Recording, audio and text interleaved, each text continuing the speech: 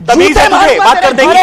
राष्ट्रीय चैनल पे बैठा है आम आदमी पार्टी का दलाल। एक सेकंड, अरे तेरी औकात है आदमी पार्टी का दलाल? एक सेकंड, बिल्कुल देखिए ये तरीका बिल्कुल। इंडिया गठबंधन की तरफ से दरकिनार कर दिए गए गोदी मीडिया के फूके हुए कारतूस अब खुद की दुकान चलाते रहने के लिए नफरत से ज्यादा अब गलीचपन का सहारा ले रहे हैं। और बात जहां हिंदू बनाम मुसलमान पैनलिस्ट के बीच की तू मैं की आती है, तब बात ही अलग तरह से दिखाई जाने लगती है। और इस बार तो अमिश देवगन ने सुर्खियों में अपने शो को लाने के लिए पैनलिस्ट से चप्पल जूते उतारकर लड़ाई लगवाई है।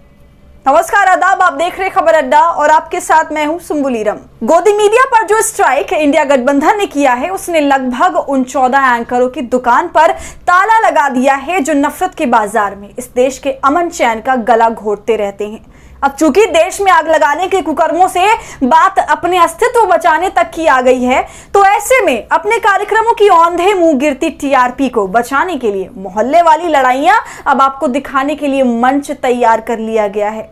चुनावी साल में टीवी के बागड़ बिल्ले अब आपको पैनलिस्ट के नाम पर प्रवक्ता नहीं लड़ाके पेश करेंगे, जो कभी एक दूसरे को गाली देंगे, कभी एंकर को गाली देंगे, या फिर आज जो हुआ है उसकी तरह चप्पल जूते से बात करेंगे। तो बात यह है कि 5 राज्यों में जो विधानसभा चुनावों का ऐलान हुआ है, उसने पारा पूरी गोदी मीडिया का बढ़ा कर रख दिया है।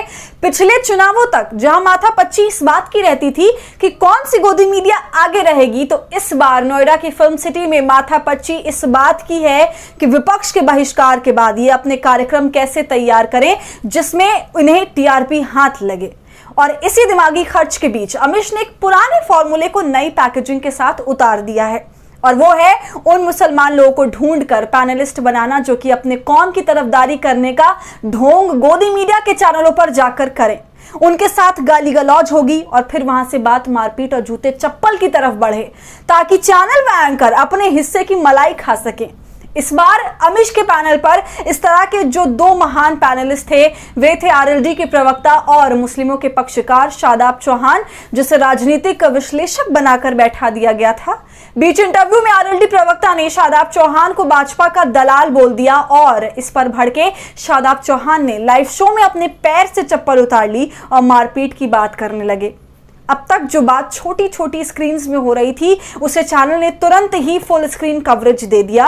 और इसी के साथ अमिश देवगन बहुत ही आसानी से इन 2 प्रवक्ताओं को, खासकर शादाब चौहान की मदद से, यह दिखा गया कि मुस्लिम पैनलिस्ट को बातचीत का ढंग नहीं, और इस क्लिप के वायरल होने से जो फायदा चैनल का हुआ सो अलग। हम इसमें गलती शादाब चौहान की इसलिए बता रहे हैं कि अब ये तो कोई नई बात है नहीं कि इन चैनलों का एजेंडा मुसलमानों को लेकर रहता क्या है, और जब ये सब पता हो उसके बाद भी जब कोई गोदी मीडिया के शोज में पहुंचता हो, तो ये साफ है कि उसकी दिलचस्पी इस बात में है ही नहीं कि वो मुसलमानों की बात रखे। उसकी दिलचस्पी केवल और केवल अपनी जेब भरने से है, और वो सिर्फ इसलिए ही गाली और मार खाने और अपने हवाले अपनी पूरी कौम को बदनाम करने के लिए लगातार इन गोदी चैनलों पर पहुंचता रहता है।